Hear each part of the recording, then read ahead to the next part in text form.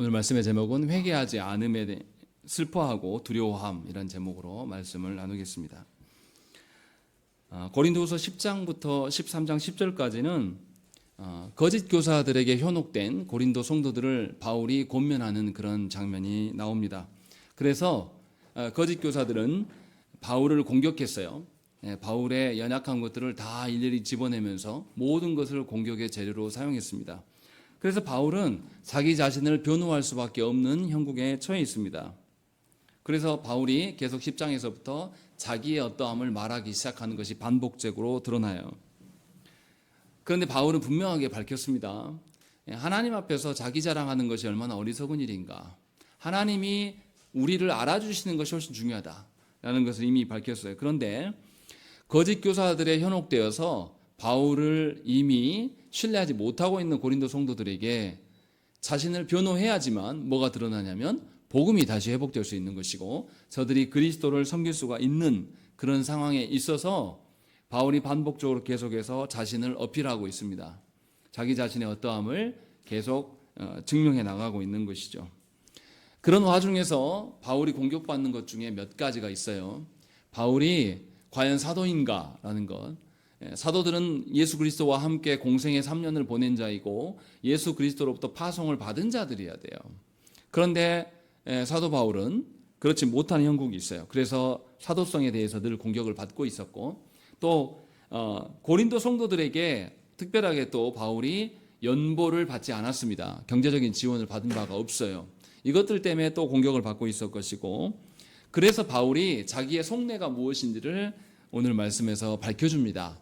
그래서 바울이 정말로 염려하고 두려워하는 것, 바울이 바라고 소망하는 것이 무엇인지를 고린도 성도들에게 명확하게 밝혀주면서 궁극적으로 바울이 하고 싶은 이야기는 거짓 교사들에게 속지 말라라는 거예요. 거짓 교사들은 언제나 사람들이 듣기에 좋은 말, 사람들이 보기에 그럴싸한 말들로 그들을 현혹했습니다. 이것은 우리 시대도 다르지 않습니다. 우리 시대에 많은 성도들이 하나님의 말씀, 그 말씀 그대로를 받으려고 힘쓰지는 않아요. 왜냐하면 그 말씀이 받아보면 늘 달고 오묘한 말씀은 아니에요. 하나님의 말씀을 받아보면 아파요. 왜냐하면 나의 죄를 훤히 드러내 밝히기 때문에 괴롭단 말이죠. 그래서 조국교 안에서 죄에 대한 설교가 사라졌고 성도들이 어떤 태도로 갖게 됐냐면 자기의 정서를 건드리지 않는 말씀선에서만 설교 듣기를 원하는 그런 시절이 되어버렸습니다. 이미 거짓 교사들이 교회를 정복하고 거짓 교사들의 그 달콤하고 말랑말랑한 그 설교만 들어왔다라는 것이죠. 근데 바울은 전혀 그렇지 않음을 이야기를 해요. 바울의 말씀을 쭉 읽어갈수록 뒤에 뭐냐면 바울이 두려워하고 염려하는 것에 대해서 밝히면서 이것이 얼마나 무서운 일인가를 알려줍니다. 그래서 분명하게 우리는 하나님의 말씀이 어떠한 성격으로 우리에게 유익이 되는지를 알아야 돼요. 그렇지 않고 말씀을 대하면 늘 우리는 부드럽고 달콤한 말만 하는 자들에게만 쫓아다니는 것이죠. 그럴 수 없다는 것이죠. 바울의 말씀을 통해서 오늘 우리가 그것을 살펴야 되는 것이에요. 그래서 바울이 처음부터 무슨 이야기 합니까? 11절에 보시면 내가 어리석은 자가 되었다라고 이야기를 해요. 바울이 왜 어리석은 자가 되었습니까? 고린도 성도들이 정말로 어리석게도 하찮은 거짓 교사들에게 속아 넘어가서 바울을 더 이상 신뢰하지 않게 되었어요. 그러니 바울은 자기 자신을 자기 입으로 계속 변호해야 돼요.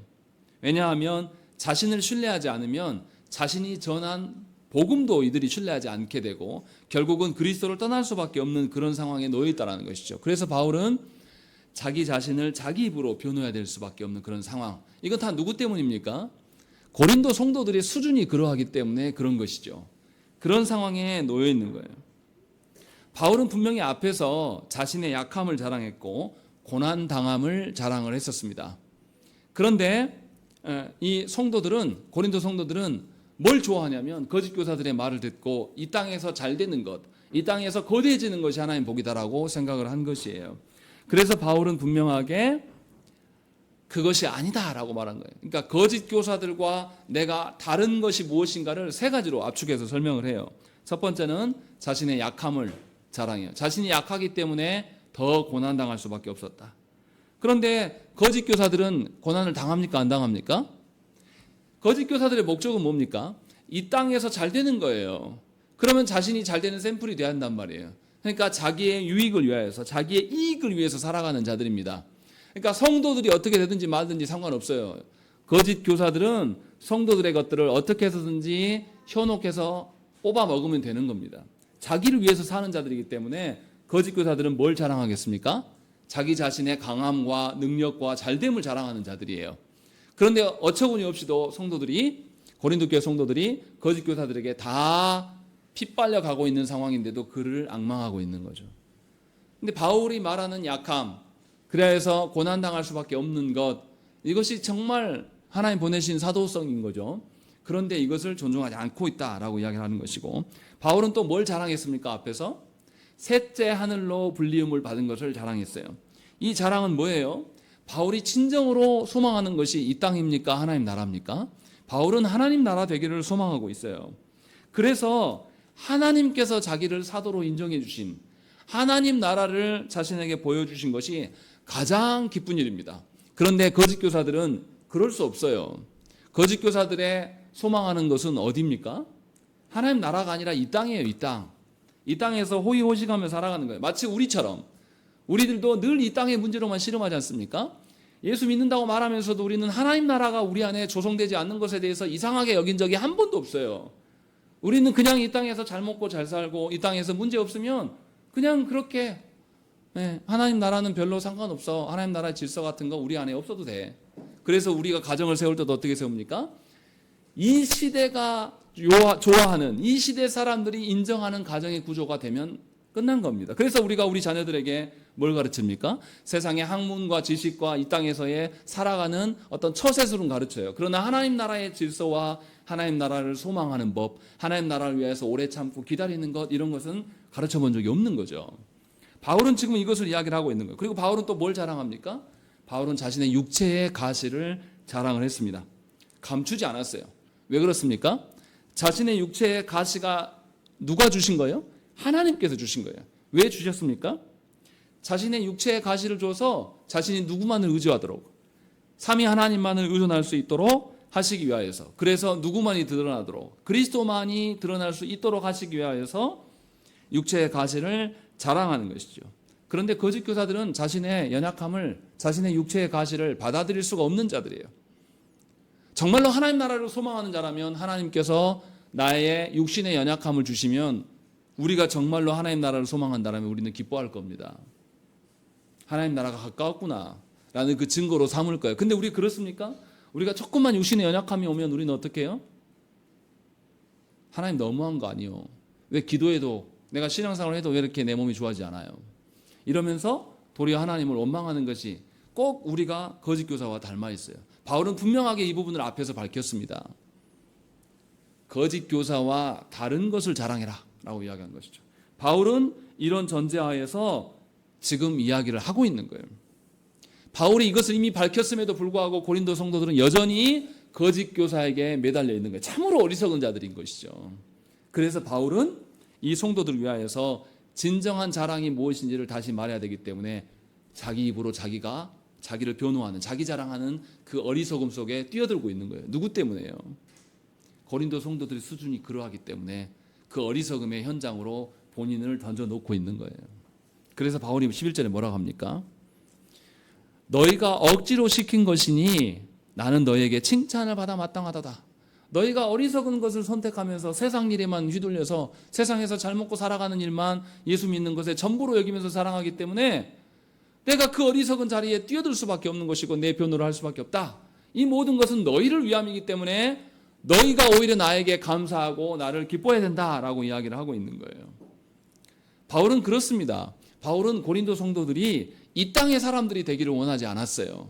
바울은 하나님 나라, 그리스도 중심의 나라가 되기를 고대했어요. 어디서부터요? 살아있는 이 시점에서부터도 늘 그리스도 안에서 살기를 원했다라는 것이죠. 그래서 고린도 성도들이 바울을 신뢰하고 바울이 전한 복음을 믿었다라면, 정말로 성령님의 역사하심을 믿은 자들이라면 이들은 마땅히 돌이켰어야 돼요. 그리스도 안으로 다 돌이켜서 들어와야 돼요. 그런데 이들은 그렇게 하지 않아요. 여전히 자기 욕망에 사로잡혀 있습니다. 그리고 여전히 거짓 교사들의 말을 듣고 있습니다. 그러면서 거짓 교사들이 바울의 사도성을 공격했어요. 바울이 언제 예수님과 함께 동행했냐? 바울이 언제 예수님께로부터 파송을 받은 자냐? 거짓말이지 않냐? 라고 이야기를 하고 있다는 거죠. 그래서 바울이 무슨 이야기 합니까? 11절의 말미에 지극히 크다는 사도들보다 조금도 부족하지 아니하다. 나는 사도성이 있어서 부족함이 없다 라고 말하고 있어요. 그리고 12절에 사도의 표가 된 것은 내가 너희 가운데에서 모든 참음과 표적과 기사와 능력을 행한 것이다. 내가 사도됨에 대한 증거는 내가 오래 참음과 표적과 기사와 능력이 보여준 것이다 라고 말하고 있어요. 이것이 도대체 무슨 말인지 우리가 잘 알아들어야 돼요. 먼저 오래 참음에 대해서 생각을 해봐야 됩니다. 바울은 분명하게 복음을 전하기 위하여서 아주 오랫동안 복음 전하는 일에 전념을 다했습니다. 자신이 스스로 돈 버는 일을 하면서 여러 지역의 복음을 전하기 위하여서 굉장히 넓은 지역을 두루 다녔어요. 여러분들 여행을 해보셨습니까? 편안하게 숙소가 다 마련되어 있고 이동수단이 다 준비되어 있는 현대 여행 말고요. 걸어가면서 내가 필요한 용품들 다 짊어지고 중간중간에 가다가 텐트 치면서 구걸하면서 먹으면서 그렇게 살아가는 여행이요. 바울은 이렇게 살아갔어요. 그런데 그렇게 복음을 전할 때마다 무슨 일이 일어났습니까? 유대인들이 쫓아와서 누구를 공격했어요? 바울을 공격했어요. 바울은 그때마다 맞아 죽을 뻔하고 도망다니면서 계속 살아요. 그냥 시간이 널널해서 여기도 보고 저기도 보고 구경 삼아 간 게 아니에요. 늘 쫓기면서 걸어갔어요. 그런데도 바울은 뭐 했습니까? 계속 복음의 씨앗을 뿌렸습니다. 뿌리면서 뭘 생각한 거죠? 이 복음에 싹이 날 것이다. 복음으로 인하여서 변화된 성도들이 교회가 일어나게 될 것을 늘 참고 기다렸어요. 그래서 바울은 씨앗만 뿌린 게 아니라 자기가 세워놓은 교회를 향하여서 계속 걸어가면서도 뭘 전했습니까? 편지를 끊임없이 전달했어요. 너희 안에 무슨 일이 없냐? 너희 교회됨에 대해서 무슨 어려움이 없느냐? 하면서 자기의 안위와 자기의 처지에 대해서 말하는 것이 아니라 지나온 교회들을 향하여서 계속해서 편지를 쓰면서 수많은 고통과 그 협박들을 견디면서 복음 전파에 매진하면서 기다렸다라는 것이죠. 이것이 바울의 사도됨의 근본입니다. 우리도 그러지 않습니까? 좋은 직분자, 좋은 사역자는 단순간에 보여주는 것이 아니에요. 오래 참고 기다리면서 지켜봐야지 그 사람이 진짜인지 아닌지 확인할 수 있는 거죠. 사도는 지금 그 이야기를 하고 있는 겁니다. 바울이 아시아뿐만 아니라 이쪽으로 넘어와서 유럽 쪽으로 마게도니아로 넘어와서 지금의 그리스 땅에 계속 복음을 전하면서 오고 있는 중이에요. 고린도 교회도 이미 2번이나 왔다 갔어요. 다시 3번째 또 갑니다. 왜냐하면 그들이 연약해졌다는 소리를 듣고 그들에게 복음을 바로 세우기 위하여서 계속 욕을 먹으면서도 바울의 신뢰성에, 바울을 향해서 신뢰하는 자가 고린도 교회에 없어요. 계속 바울을 비난해요. 그런데도 오래 참으면서 인내함으로 하나님께서 저들을 변화시키실 것이다 라는 그 믿음으로 지금 걸어가고 있는 거예요. 그런데 사도의 의미가 뭡니까? 하나님께서 보낸 자라는 뜻이에요. 내가 스스로 하나님께서 나를 보내서 내가 이렇게 말한다고 해서 그것이 입증이 됩니까? 아니요. 하나님이 보내주심에 대한 입증이 있어야 돼요. 그것이 뭡니까? 바울이 말하는 12절에 참음 다음에 나온 거예요. 뭡니까? 표적과 기사와 능력이 행해졌다라고 이야기를 하고 있는 거예요. 바울이 실제로 이런 표적과 기사와 능력을 행했습니까? 행하지 못했습니까? 행했어요. 바울은 안진뱅이도 일으키고 죽은 자를 살리는 일들도 보여줬습니다. 그러면 바울이 지금 자신의 능력을 말하고 있는 걸까요? 그 이야기를 하고 있지 않습니다. 예수님은 분명하게 이렇게 말씀하셔요. 마태복음 24장 24절 말씀에 거짓 그리스도들과 거짓 선지자들이 일어나 큰 표적과 기사를 보여 할 수만 있으면 택하신 자들도 미혹하리라 라고 되어 있어요. 뭘로 미혹한다고요? 큰 표적과 기사로 얼마든지 미혹한다. 택한 자들을 미혹한다. 거짓 선지자들이, 거짓 교사들이 이것을 하고도 남음이 있다라고 말하면서 뭘 보지 마라. 표적과 기사에 집착하지 말라라고 예수님이 친히 말씀하셨다는 것입니다. 그런데도 조국교회 안에서는 뭘 중요시 여깁니까? 말씀이 열매 맺는 것을 찾아보는 것이 아니라 조국교회 성도들은 기적, 신비만 찾아보고 있는 거예요. 그런데 미안하지만 기적을 말하는 자들, 신비를 말하는 자들이 오히려 더 교회를 찢어내고 무너뜨린 일에 앞장섰다라는 것을 기억해야 돼요. 바울이 지금 그 표적을 말하려고 하는 게 아니에요. 바울이 11절에서 뭐라고 합니까? 자기 자신을 뭐라 그래요? 내가 11절 보세요. 내가 뭐라고요? 아무것도 아니다 라고 이야기를 하고, 자기 자신은 아무것도 아니다. 그런데 지극히 크다는 사도들보다 내가 조금 더 부족하지 않게 된 것이 나를 오래 참게 해주시고 내가 걸어가는 그 길에서 표적과 기사와 능력을 보여주신 하나님 때문이다. 이 이야기를 지금 하고 있는 거예요. 하나님은 예수 그리스도를 믿는 자들을 잡아 죽이는 나를 불쌍히 여기셔서 나를 변화시키셨다. 그리고 나를 구원하신 것, 그것에서 끝나지 않고 자신을 사도처럼 파송하여서 자신이 복음을 전하러 그렇게 달아다닐 때 실제로 그 복음이 확실하다는 것을 누가 입증해 주셨다? 하나님께서 표적과 기사와 능력으로 보여주신 것이다. 요 이야기를 지금 하고 있는 거예요. 그러니까 바울이 말하는 표적과 기사와 능력은 자신의 능력을 말하는 것도 아니며 자기를 자랑하려고 말하는 것도 더더욱 아니며 자기가 전한 복음이 실제로 하나님으로부터 온 복음임을 하나님께서 확증해 주신 것이다. 그 증거로만 삼고 있는 거예요. 우리처럼 뭔가 내가 신비한 일을 경험하고 뭔가 신비한 것들이 생기면 그것과 나와 연계시켜서 내가 그런 신비한 일을 경험한 사람과 연계된 자다라고 나를 세우려고 하는 그런 거짓된 방식으로 서는 게 아니라, 바울은 복음이 확실한 것, 복음이 하나님께로부터 온 것에 대한 확증으로서만 표적과 기사와 능력을 말하고 있는 거예요. 여기서 아주 중요한 것을 생각을 해야 돼요. 하나님 나라를 위해서 살아가는 자는 오래 참고 인내할 수 있습니다. 왜냐하면 하나님 나라는 반드시 오거든요. 그리고 그 하나님 나라 앞에서 나를 내세웁니까? 나는 아무것도 아니에요. 하나님 나라의 이론이 되는 것을 누가 확증해 주셔야 됩니까? 하나님께서 확증해 주시는 것이 내가 나됨이에요. 내가 나를 볼 때는 나는 죄인일 수밖에 없어요. 나는 능력도 없습니다. 나는 하나님이 알려주시는 그 복음의 말씀도 잘 몰라요. 나는 또 알고 싶어 하지도 않습니다. 그래서 우리는 이 땅의 것들만 말하는 그런 허물 많은 죄인들이에요. 그런데 하나님께서 놀랍게도 우리를 사용하시는데 우리의 어떠함으로 해봤자 그것이 이루어지지 않아요. 복음을 하나님이 전하라고 명령하시는데 복음은 전해요. 그런데 하나님이 역사하셨을 때만 그 복음이 능력을 갖게 되는 것이죠. 바울은 지금 이 이야기를 하고 있는 거예요. 그러니 하나님 나라를 꿈꾸며 살아가는 사람이 전하는 복음이라는 것은 아주 겸손한 복음이고 사람을 배제한 철저하게 하나님의 주권적인 복음의 능력이라는 것이에요. 그래서 복음을 전한 자가 자기 자랑하지 않습니다. 자기는 사그라도 돼요. 자기는 죽어 없어져도 돼요. 하나님의 명하신 바 앞에 하나님께서 이루실 것들, 하나님께서 싹 틔우시고 자라게 하시고 열매 맺게 하실 것을 믿음으로 복음을 씨앗을 뿌리고 가는 거예요. 그리고 그 확증은 하나님께서 하시는 거예요. 그래서 복음을 전하는 자는 하나님의 확증을 맛보며 살아가는 자입니다. 그래서 하나님과 함께 살아가기 때문에 하나님과 교제하는 것이 그의 힘이며 그의 능력이며 그의 기쁨이고 만족이 되는 거예요. 이것을 바울이 지금 우리에게 알려주는 것이죠.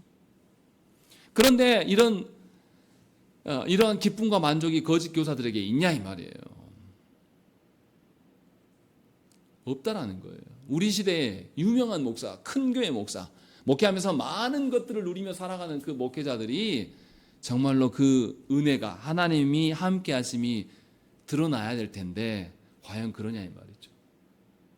하나님이 세우신 직분자가 여전히 하나님께서 확증해 주신 것을 내버려 두고 세상의 것들을 말하면서 내가 하나님께 이렇게 믿었더니 하나님이 이렇게 큰 기업을 이루게 하셨다.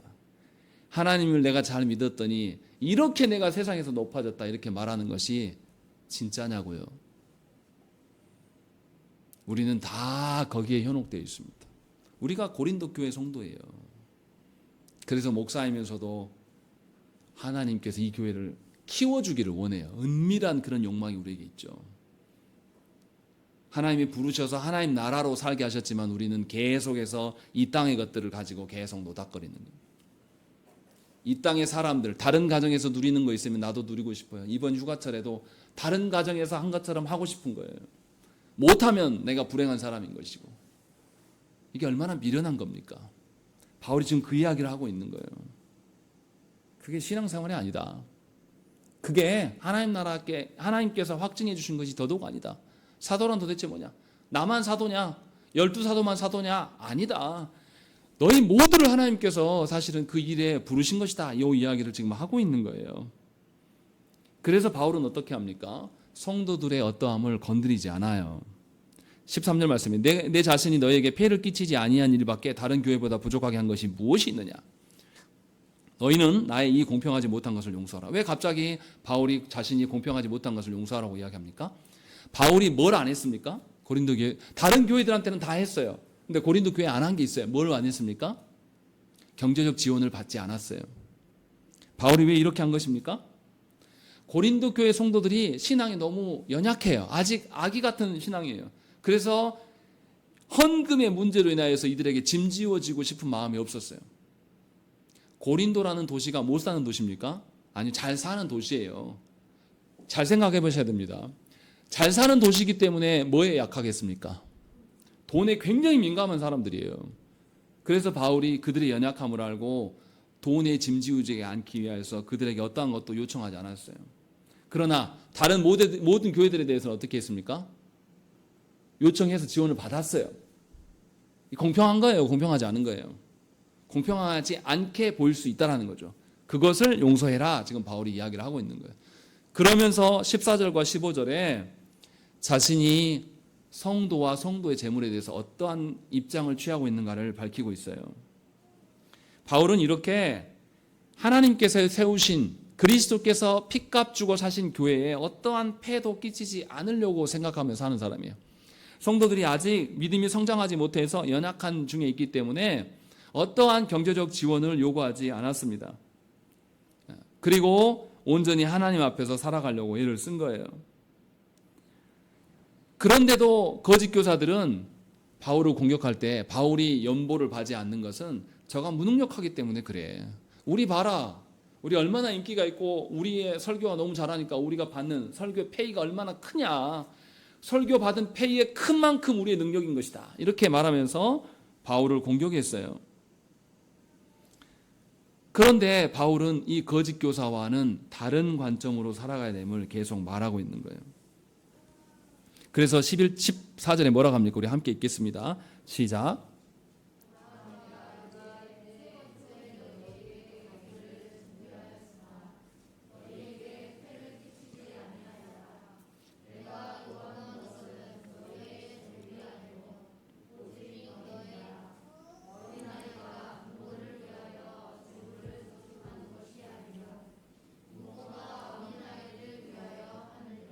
분명하게 뭐냐면 내가 세 번째 너에게 가기를 준비하였으나 너희에게 폐를 끼치지 아니하리라.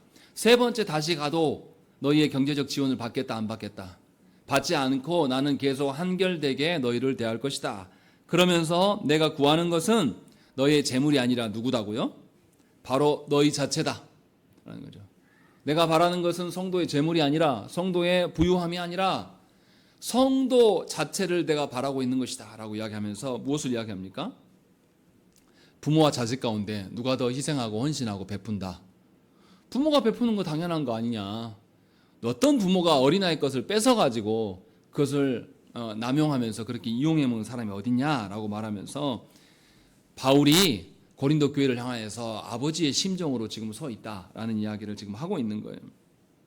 그래서 자신은 아비의 심정으로 앞으로도 내 것을 소진할 것이다. 그래서 너희를 위하여서 15절의 말씀 보세요. 내가 너희 영혼을 위하여 크게 기뻐함으로 내 재물을 사용하고 또 내 자신까지도 내어줄 것이다 라고 이야기를 하고 있습니다. 앞으로도 나는 나의 모든 것을 너희의 영혼의 변화를 위하여서 전부 내어놓겠다 라고 지금 말하고 있는 거예요. 바울이 얼마나 힘겨운 상황이 있습니까? 바울은 이렇게 고린도 성도들의 변화를, 고린도 성도들을 사랑하고 자신의 모든 것을 내어주고 있지만 고린도 교회 성도는 어떻습니까? 바울을 계속 오해하고 있고 바울을 헐뜯고 있고 바울을 무시하고 있어요. 얼마나 바울의 심정이 안타깝겠습니까? 하늘 아버지께서는 우리를 향하여서 동일한 심정을 갖고 계세요. 바울과 비교할 수 없는 그 하나님의 마음을, 아버지의 마음으로 우리를 바라보십니다. 그래서 우리를 이 땅의 사람이 아니라 하나님 나라 되기를 하나님은 원하셔요. 우리 같은 것들에게 이 땅에서도 별 볼 일 없지만 하나님 나라에서는 더더욱 무가치한 우리들에게 하나님은 하나님 나라를 맡기고자 하신다는 것이죠. 그래서 우리를 성화시키기를 원해요. 어느 수준까지요? 하나님 나라의 일꾼의 수준까지, 하나님 나라의 다스림의 권한의 지위까지 두시기 위하여서 그렇게 우리를 변화시키기 원하신다는 것이죠. 그래서 우리를 아드님을 내어주시고 우리를 구원하셨어요. 그리고 성령님을 우리 가운데 파송하셔서 성령께서 늘 지도하시도록 하나님 하신단 말이에요. 근데 우리가 그 하나님 앞에서 반응하고 그 하나님의 인도하심 앞에 동기화돼서 같이 동조하며 살아가냐 이 말이에요.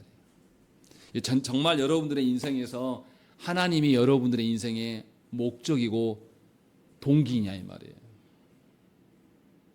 하나님이 인도하시는 그 하나님 나라를 우리가 앙망하고 소망하냐 이 말이에요. 그렇지 않으면 우리는 고린도 성도들이에요. 여전히 하나님을 비방해요. 내 육신의 문제가, 내 남편과의 문제, 내 자녀와의 문제가 생긴 걸 가지고 누구에게 탓합니까? 하나님께 탓하고 있어요. 하나님이 이끄심, 하나님이 우리를 어떻게 변화시키기 위해서는 하등에 관심이 없으면서 그러고 있는 겁니다. 하늘 아버지께서 우리를 보면서 어떻게 생각하겠습니까?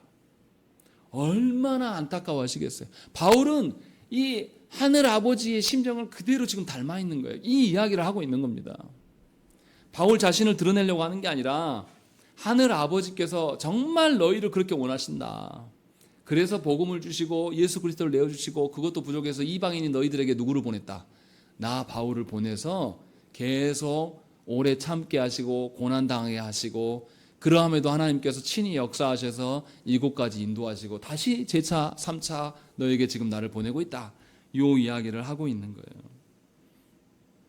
이 관점을 우리 시대의 교회를 한번 봐보세요. 우리 시대의 교회가 정말로 하나님 나라를 앙망하고 소망합니까? 우리 시대의 교회의 직분자들이 정말로 하나님 나라를 모두 다 소망하냐고요. 우리의 기도 제목이 정말로 하나님 나라를 위한 것으로 꽉 차 있냐 이 말이에요. 우리 그러지 않아요. 교회 직분자들 보세요. 성도들에게 가스라이팅을 합니다. 교회 직분자들이 또 교회 재정을 불투명하게 남용해요. 또 그리고 교회가 어떻습니까? 놀라울 정도로 이 세상의 집권자들에게 기웃거리면서 거기에 순종해요. 이것을 우리는 보고 있어요. 그런데 우리는 놀라지 않습니다. 너무 많이 받고 익숙해요. 이 땅에서 잘 돼야지. 복음을 위하여서는 정치 권력도 이용할 수 있는 것이지. 우리는 그렇게 생각합니다. 내가 잘 돼야지 헌금도 많이 하는 것이지. 그래서 지금보다 11조를 10겁절 더하게 해주세요. 이런 말도 안 되는 기도들을 우리는 하고 있다는 것이죠. 철저하게 우리는 종교꾼이 되어 있고 종교꾼을 길러내는 교회가 되어버린 것이죠. 이것에 대해서 문제의식을 갖지 않습니다. 그런데 바울은 이런 자들을 남겨둘 수가 없는 거예요. 이것은 교회를 무너뜨리는 겁니다. 그래서 이 거짓된 종교꾼들을 발본색원에서 전부 다 없애야 된다고 바울은 지금 말하고 있는 겁니다. 그래서 16절부터 계속 그 이야기를 해요. 하여간 어떤 이의 말이 내가 너희에게 짐을 지우지는 아니하였을지라도 교활한 자가 되어 너희를 속임수로 취하였다 하니, 지금 바울이 무슨 이야기를 하냐면 바울이 예루살렘 교회의 연약함을 위하여서 연보를 고린도 교회에 이미 요청을 했어요. 그런데 무슨 말이 도냐면 거 봐라, 바울이 너희들한테 푼돈 안 받은 이유는 이 목돈 채가려고 한 거야 하면서 거짓으로 계속 조장한단 말이에요. 그래서 바울이 직접 관리하지 않으려고 누구를 보냅니까? 디도와 형제를 보냈어요. 한 사람이 아니라 몇 사람을 같이 보낸 거예요. 그래서 공적인 일이다라는 걸 알리려고. 그런데도 뭐라고 합니까? 그들이 바울은 사기꾼이야, 돈 욕심을 바라는 거야 라고 말한단 말이에요. 그래서 바울의 17절에 뭐라고 합니까? 내가 너희에게 보낸 자 중에 누구로 너희의 이득을 취하더냐. 내가 보낸 디도나 형제가 너에게 폐를 끼치고 너희 것들을 뭐 속인 것이 있냐 라고 이야기를 하고 있고, 18절에 내가 디도를 권하고 함께한 형제를 보내었으니 디도가 너희의 이득을 취하더냐. 우리가 동일한 성령으로 행하지 아니하더냐. 동일한 보조로 하지 아니하더냐 라고 이야기하는 것이죠. 나뿐만이 아니라 하나님께서 명하신 대로 살아가는 일에 대해서 그렇게 사는 디도와 함께 보낸 형제는 실제로 너희들의 것을 착취하지 않더냐? 그렇게 살아간 거 너희 보지 않았냐? 거짓 교사들하고는 전혀 다르다. 이것이 복음에 합당한 사람이다 라는 것을 지금 바울은 계속 항변하고 있는 거예요. 그리고 바울이 궁극적으로 바라는 것이 뭐냐면 19절부터 21절의 말씀이 나와 있어요. 이게 굉장히 중요합니다. 우리 한번 말씀 읽어보시죠. 19절 읽겠습니다. 시작.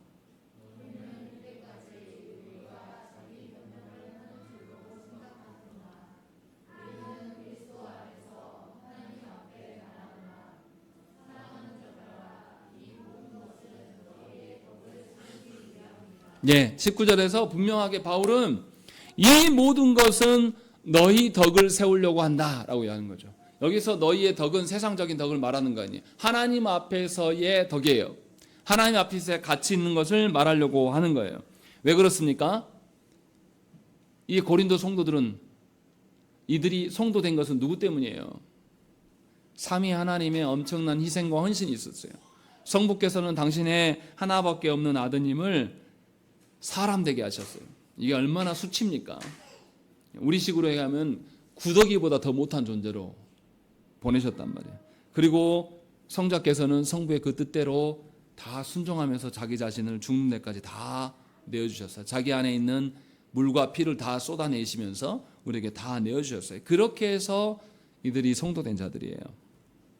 그렇기 때문에 하나님께서, 삼위 하나님께서 너희들에 대한 관심이 없겠냐? 나는 그 하나님의 관심에 영향을 받아서 너희가 그렇게 되기를 바라는 자다. 이 이야기를 지금 하고 있는 거예요. 그런데 무슨 일이 일어납니까? 20절에 읽어보겠습니다. 20절에 시작.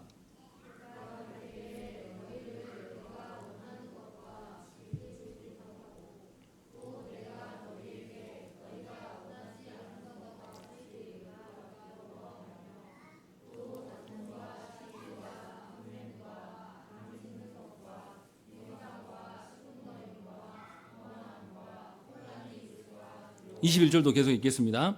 또 내가 다시 갈 때에 내 하나님이 나를 너희 앞에서 낮추실까 두려워하고, 또 내가 전에 죄를 지은 여러 사람의 그 행한 바 더러움과 음란함과 호색함을 회개하지 아니함 때문에 슬퍼할까 두려워하노라 라는 것이죠. 바울이 지금 20절과 21절에 네 가지의 두려움을 이야기를 하고 있어요. 그 두려움이 뭔지를 우리에게 지금 알려주는 겁니다. 왜 이야기를 합니까? 고린도 성도들이 변화돼야 돼요. 어떤 상황에서 변화돼야 돼요. 그 상황을 지금 말해주고 있는 겁니다. 그래서 바울이 첫 번째로 말하는 건 뭡니까? 바울이 찾아가서 뭘 보기를 원했어요. 20절에 내가 갈 때에 너희를 내가 원하는 것 같이 보지 못하고라는 거죠. 이들이 다시금 그리스도를 존중하면서 그리스도로 인하여서 하나님 나라를 앙망하는 자로 성화되어 있기를 바울은 소망했어요. 그런데 바울이 가서 보게 되면, 이들이 변화되지 않은 것을 보게 되면 바울이 무슨 말을 해야 됩니까? 아, 잘했다, 고생하고 있네, 그럴만하네, 이렇게 바울이 말하겠습니까? 바울은 가서 훈계하면서 꾸중하면서 그들에게 엄하게 할 수밖에 없어요. 왜냐하면 그들이 변화되지 않았기 때문에. 그런데 고린도 성도들은 뭘 원해요? 또 내가 너희에게 원하지 않는 것과 같이 보일까 두려워하며 라는 것이죠. 고린도 성도들은 지금 뭐 하는 거죠? 자신들의 변화되고 안 되고 아무 상관없어요.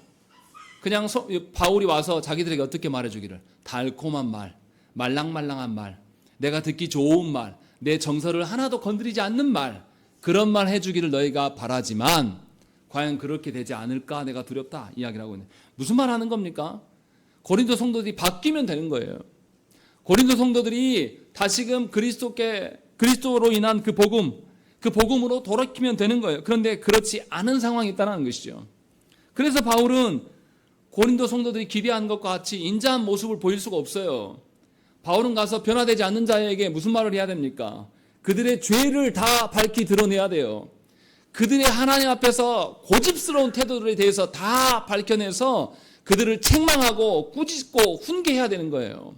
어떻게 죄 가운데 있는 자들을 향하여서 어떻게 계속 부드럽게 합니까? 죄를 품어 안고 살으면서 끝까지 나는 이 땅의 사람이 되겠노라고 하는 사람에게 어떻게 인격적으로 친절하게 할 수 있냐요. 아이가 똥 구덩 속으로 들어가는데 호통을 쳐서라도 나오게 만들어야죠. 아이가 죄악으로 향해서 들어가고 있는데 그 아이를 팔을 강하게 낚아채서라도, 좀 아프더라도 채 낳아서 거기서 건져내야 되는 것이 정상적인 부모 역할이 아닙니까? 그게 아버지의 심정 아니에요. 바울이 지금 이 이야기를 하고 있는 거예요. 그런데 바울의 그런 염려를 알 턱이 없어요. 고린도 성도들은. 거짓 교사들은 굉장히 듣기 좋은 말, 이 땅에서의 잘 되는 말, 이 땅에서 커지는 말만을 하면서 그들에게 계속 현혹했어요. 그런 자들에게 지금 염려하고 있는 겁니다. 바울은 나는 내 염려는 이거다. 너희들의 기대대로 내가 되지 않는 것에 대해서 이상하게 여길 필요가 없다. 라는 것을 이야기를 하고 있는 것이고, 두 번째는 무슨 이야기 합니까? 또 20절입니다. 또 다툼과 시기와 분냄과 당짓는 것과 비방과 수군거림과 거만함과 혼란이 있을까 두려워하다. 이게 다 뭐 말하는 겁니까? 고린도 교회가 지금 하나님 안에 있습니까? 하나님 떠나 있습니까? 하나님 떠나 있어요. 그런데 지금 여기서 20절에서 밝히는 거 뭐예요? 누구와의 관계를 말하는 겁니까? 다툼, 시기, 분냄, 당짓는 것, 비방, 수군거림, 거만함, 혼란. 누구끼리 관계예요? 사람들끼리 관계예요. 내가 가서 너희끼리의 하나 되지 못함을 볼까 두렵다. 왜 바울은 이런 이야기를 합니까? 하나님을 떠난 너희들이 어떻게 하나 될 수 있겠느냐. 이 이야기를 바울이 지금 이야기하고 있는 거예요. 하나님의 질서에서 떠나버려서 이 땅의 사람들이 되고자 해서 이 땅의 사람처럼 잘 되고자 하는 그 욕망에 사로잡힌 자들이 어떻게 하나 될 수 있냐. 각자의 욕심이 있을 텐데 어떻게 교회가 하나 되냐 이 말이에요. 바울이. 모든 성도가 복음 안에서 한 목적을 두고 살아갈 때에 성도들 간에 부딪힘이 없는 거예요. 모든 성도가 하나님 나라를 위하여서 살아갈 때에 성도들이 함께 하나 되어서 한 하나님 나라를 소망하면서 걸어갈 수가 있는 겁니다. 그런데 그렇지 않고 누구는 하나님 나라를 위해서 살고 같은 교회에 있지만 누구는 세상 나라를 위해서 사는 사람이 있으면 반드시 둘은 충돌하게 돼 있어요. 그리고 서로를 잡아 죽이려고 하는 것이 교회의 생리입니다. 그래서 교회는 한 번도 평안만 있은 적이 없어요. 왜냐하면 교회 안에서 늘 시험 들고 넘어지고 세상의 욕망에 차 있는 자들은 교회 역사 속에 늘 있었어요. 이것을 이상하게 여길 필요가 하나도 없다는 거죠. 바로 지금 그 이야기를 하고 있는 거예요. 너희가 다 세상 나라 되기 위해서 세상에 잘되고 커짐을 바라면서 있는데 그러면서도 너희가 하나 될 것 같냐. 너희에게는 여전히 다툼과 시기와 분냄과 당짓는 것과 비방과 수군거림과 거만함과 혼란이 있을 수밖에 없다. 내가 그래서 염려하고 있다는 것이죠. 하나님께 돌아와야지만 이것이 해결된다. 지금 바울은 지금 그 이야기를 하고 있는 거예요. 세 번째 바울이 두려워하는 것은 무엇입니까? 21절 말씀. 또 내가 다시 갈 때에 내 하나님이 나를 너희 앞에서 낮추실까 두려워한다라는 것입니다. 바울은 복음을 전하는 현장에서마다 높아진 적이 없어요. 바울은 복음을 전할 때마다 늘 약자로 섰습니다. 도망자의 삶을 살았어요. 그러면 성도들에게 무슨 일이 일어납니까?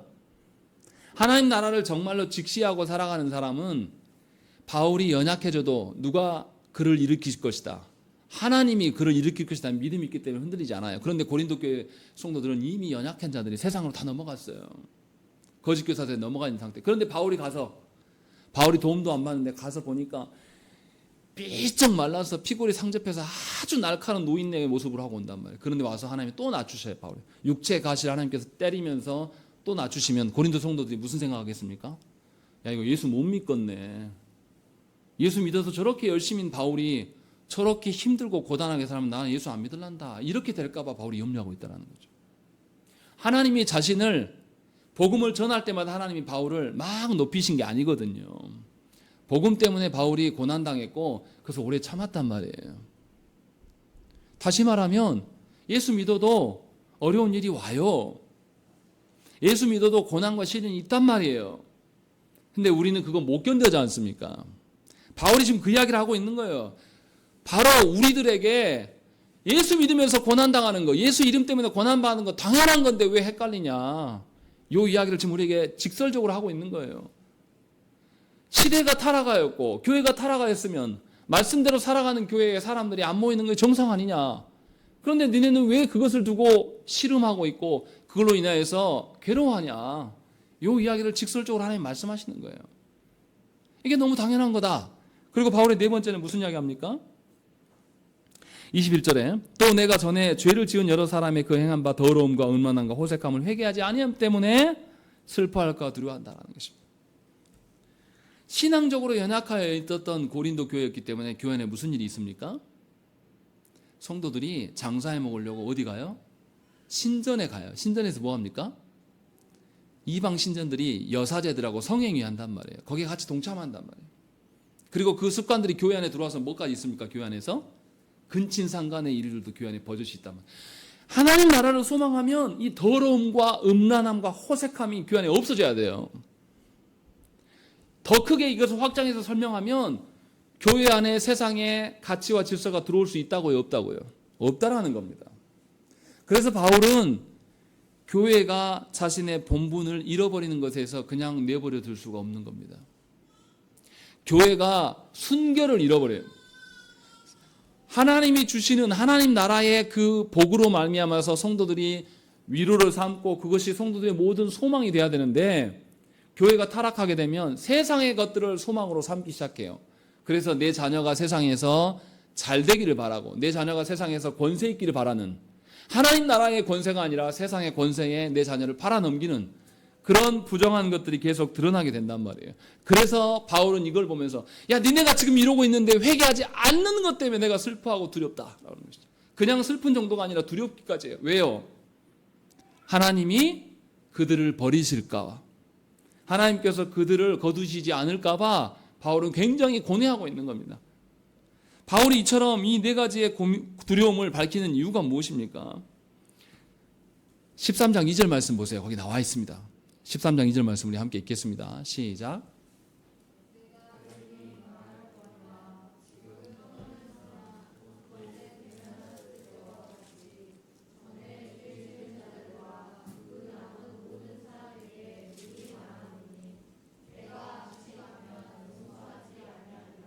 예, 바울은 분명하게 말했어요.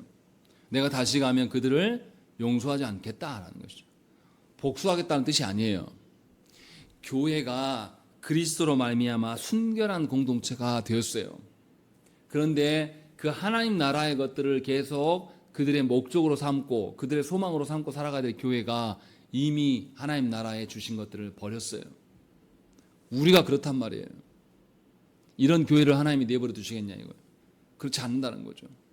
분명하게 정체성을 잃어버린 교회를 향하여서 하나님은 심판의 채찍을 드실 겁니다. 그래서 교회를 때리실 거예요. 그래서 교회 안에서 불순한 자, 불의한 자들을 쫓아내시고 교회를 거룩하게 지켜나가시는 하나님이시라는 거죠. 그래서 교회는 회개를 촉구하고 회개 앞에 교회는 엎드려줘야 되는 것이죠. 그렇지 않고는 영원한 하나님의 진노를 감당할 수가 없는 것이 교회예요. 고린도서 6장 14절에서도 뭐라고 합니까? 너희는 믿지 않는 자와 멍에를 함께 매지 말라. 의와 불법이 어찌 함께하며 빛과 어둠이 어찌 사귀며 라고 되어 있어요. 예수 믿으면서 적당하게 세상 놀이하면서 예수 믿으면서 적당하게 세상의 풍조를 따라가면서 예수 믿는다고요? 헛소리입니다. 예수 믿으면서 세상처럼 잘 되는 것을 목적으로 두고 살아가는 사람이 어떻게 하나님 나라를 품 수 있습니까? 그런 사람들은 축출당해야 돼요. 그래야 교회의 순결이 유지되는 것입니다. 그런데 우리는 어떻습니까? 이 시대 정신을 우리는 시대 정신에 이미 물들어 있어요. 예수 믿으면서도 고난받는 거 싫어하고요. 예수 믿으면서도 세상처럼 어느 정도 지위를 누려야 된다고 우리는 생각을 합니다. 이상하게 생각해요. 왜 내가 예수 그동안 잘 믿어왔는데 내 자녀에게 이런 일이 있습니까, 하나님? 이런 일이 있어야 돼요. 그래야지 진정으로 우리가 하나님 나라를 붙잡고 살아가는 것입니다. 하나님의 다스림이시라는 것은 언제나 우리에게 달콤하고 우리를 위한 것이고 우리 중심적일 수가 없어요. 우리는 하나님 나라의 것들을 품어본 적이 없어요. 삼위 하나님의 은혜로 말미암아서 성도가 된 것은 사실이나 진정으로 우리가 하나님 나라를 위하여서 나의 모든 것을 던질 수 있는 그런 자가 아니기 때문에 더더욱 하나님께서 우리의 죄악의 것들을 남겨두지 아니하시고 털어내시고 우리를 변화시키기 위해서 하나님께서 우리에게 가혹하게 고난을 가하신다는 것이죠. 이것이 교회의 순결을 지켜나가는 거예요. 그래서 교회는 권징이 있어야 됩니다. 교회 안에서 바르게 서지 않는 자에 대해서 교회가 교정해 나가는 것들이 교회가 있을 때 교회가 살아요. 근데 우리 시대의 교회가 우리가 속한 교회가 그것이 있냐 이 말이에요. 바울이 그래서 아파하는 거예요. 회개하지 않은 것 때문에 슬퍼하면서 바울이 두려워하고 있는 거예요. 이것이 아버지의 심정이라고 지금 말하고 있는 겁니다. 잘 알아들으셔야 돼요.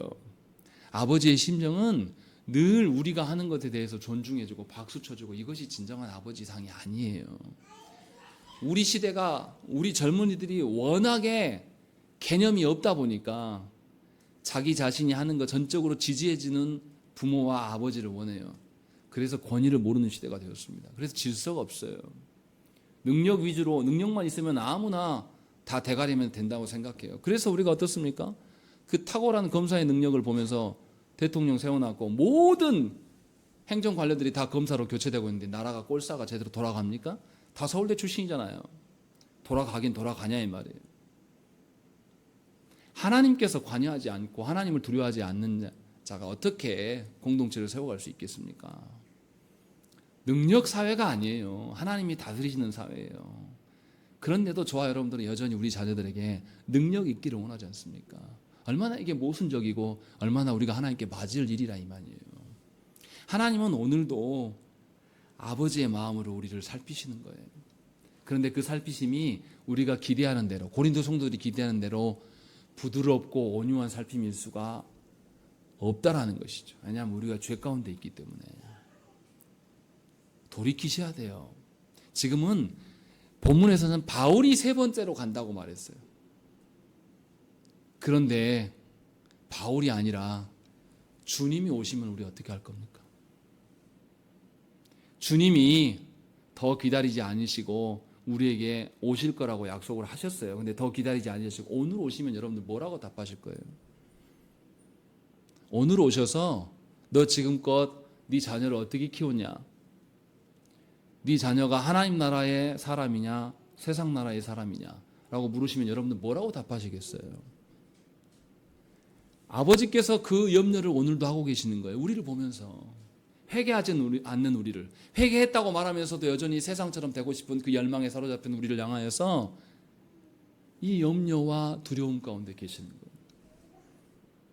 우리를 살리시려고. 그 하나님의 마음을 여러분들이 읽으셔야 됩니다. 우리가 세상을 앙망하면서 새삼처럼 되고자 하는 그 열망에 사로잡혀서 전혀 회개하지 않고 우리의 삶을 돌이키지 아니하며 우리의 꿈과 목적을 바꾸지 않는 우리를 보면서 하나님은 우리의 회개하지 않음에 대해서 슬퍼하시면서 애통해 하실 거예요. 성령님이 우리 안에서 여전히 울고 계신다는 것입니다. 이 성령님의 음성을 들으십시오. 회개하십시오. 여러분들의 꿈과 소망을 내려놓으시고 하나님 나라의 것들을 취하시기를 간절히 축원합니다. 함께 기도하겠습니다.